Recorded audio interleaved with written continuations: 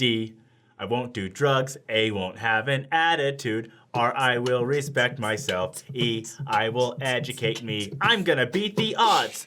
I won't do drugs. I won't give in. I'm gonna call the shots in my life, and I'm gonna win. Don't push me. Don't press me. Don't call me friend when all you want to do is drag me down. It's time for this to end. Like, all the people who were like the best singers who sang that all did drugs in high school. Like, when they got to high school, they were like... Really? How sad. That's irony. Anyway, so what are your favorite parts of Mormonism? So today we're going to talk about each of our individual favorite parts of the gospel. I think it's kind of a hard topic because, like, I love, like... Yeah, so mine... I think you're going to love a lot of the gospel. The thing I picked isn't my favorite. It's just a cool thing we haven't really talked about. So it's their two favorites and a Kwaku fun fact. So who wants to start? Rock, paper, scissors. Ladies first, right? Okay. Okay. So...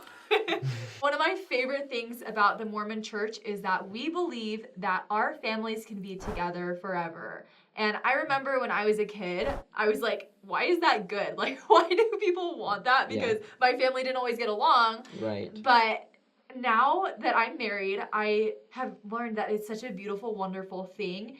And I heard a story once where it might have been like an apostle or someone who shared this, but they went to a wedding, or they heard about a wedding between a couple who were so in love and just so happy. And when the guy who was marrying them said that he was going to marry them until death do they part, they were like, no, like, we want further than that. Like, we don't, that's sad. Like, we don't want to just not be married when we're dead. And then the guy who was marrying them was like, well, sorry, I don't have the authority to, like, marry you forever or whatever. Like, it was some made up thing. Anyway, they ended up, like, getting sealed in the church. But I'm just so grateful that we know that is a real thing, and that we believe that what is bound on earth will be bound in heaven, and loosed on earth, loose in heaven. That's the sad part, kind of. But you know what I mean? Can I add on to that? Yeah, please do. Well, I think it's so important that we recognize that you actually do have to be sealed to have an eternal marriage. Because a lot of people, they think till death do them part just means like until they part at death and they're reunited in the next side. But then people also find in the New Testament where Jesus says there'll be no marriages given in the resurrection. Now, of course, we believe that. We get it done before the resurrection and on behalf of those. But you won't be reunited. Yeah, but it's like a divided. People don't actually know, because half the people think, oh, I will be married forever. The other half go, no, you can't have eternal marriages. They don't understand. They don't really know, because they don't have that revelation of the restored gospel that you must be sealed. So the only way to have your marriage last for eternity is to be sealed. With the authority. It's true, with the proper priesthood authority. So true. And I just love that. I love that in the Mormon Church we're so focused on families, because in a world where families, like the coolness factor of having a family and like kids and being married is like going down so much. Like, I know so many people who are like, oh, I just don't want to have kids, or like, we're just not going to get married. We're just going to be like dating. The population of Denmark is declining because nobody has kids. Yeah, it's really sad. Look at that fact he came armed with. Let me tell you about Denmark. I'm just saying, it's a true thing. Yeah, it's so true. So anyway, that's the thing with eternal families, is that we are in family units, and it's just such a beautiful thing. So those are some of my favorite things about the church. It's really good things. Top that, Justin. Okay, well, you see, no, actually, so in growing up in a family in the church, and my family was like very just, you know, not cookie cutter Mormon, but there's 7 kids, you know, my dad has a full-time job, my mom's a full-time mom, and so I just grew up in what I thought was the, like, this is what Mormon life is like. And then as I grew up, I started to realize that I wanted to be more involved in film and music, and that I probably wasn't going to have the 8-to-5 job. Yeah. And then who knows when I'm going to get married, you know. And then I had a sister who didn't get married until she was 32. And it was like, well, that's different, because my parents got married young. And I was like, wow, like there's all these different lifestyles. Are we all righteous Mormons, you know? And that was something. And so that's what I loved about the gospel growing up, and what I wanted to mention. My favorite principle is that there's a lot of ways to be a righteous person, you know. There's not a cookie cutter, you know. There's not a mold. And so everyone kind of jokes about how Mormons are all the same, you know. And how, like, you look at the Mormon missionaries, and they're just like these white people from Utah, and it's just like this joke that you can recognize a Mormon. And yes, you can, because of the light of Christ. You know, you see happy, and the great clips healthy haircut. people. Yeah, oh, great, yeah. Which I probably need one or something. I don't know. But it's like, so yeah, like obviously there are going to be things in common because if you're living the gospel, you're going to be happy and successful. But you don't have to be this specific lifestyle to also be living the gospel. And so that's something I've really enjoyed. And I've met people who their whole life is devoted to traveling. And they're still righteous, successful members of the church. Or the people who are single who are like, who make cartoons, you know, and they're still success. You know, there's just all these different ways to live the gospel. But Heavenly Father still loves you and you can still receive all the blessings he has for you. That's awesome. And so that was something that I struggled with growing up, thinking that I had to fit this mold to be happy and successful in the church. But that's not true. You can be unique.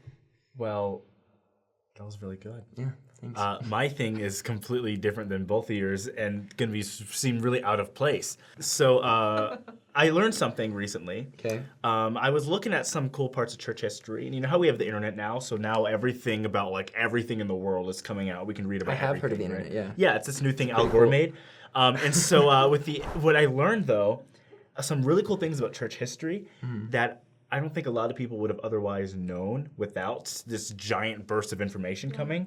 Sure. And my testimony of the gospel has increased so much. So, for one, a lot of people know now the way Joseph Smith translated the Book of Mormon was with seer stones.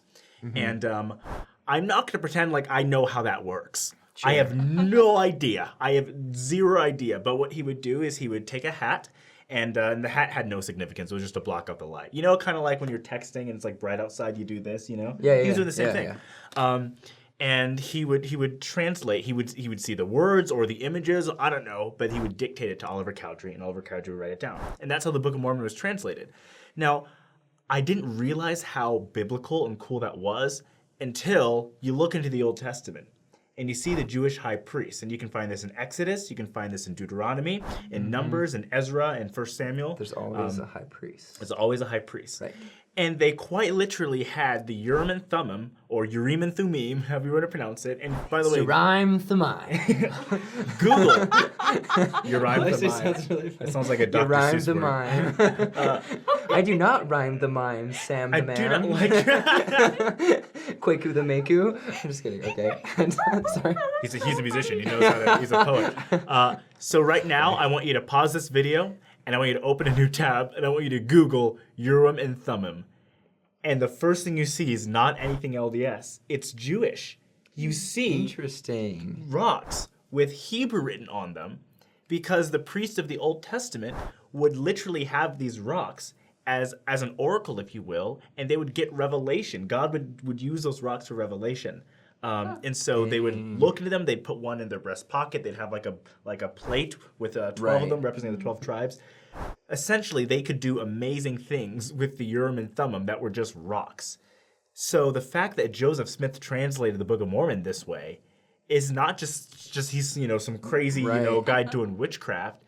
He was doing what the priests of the Old Testament did. The thing is, almost nobody knows this. Like, a lot of LDS people don't know this. Most Christians don't know about the Urim and Thummim in the Old Testament. Oh, fun fact, the seer stone Joseph Smith used was the same seer stone that the brother of Jared used. The one he brought out of the... know that for sure? We do. You want to know how we know that?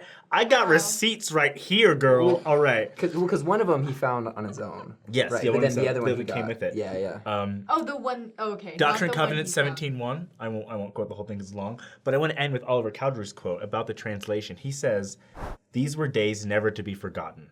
To sit under the sound of a voice dictated by the inspiration of heaven, awakened the utmost gratitude of this bosom.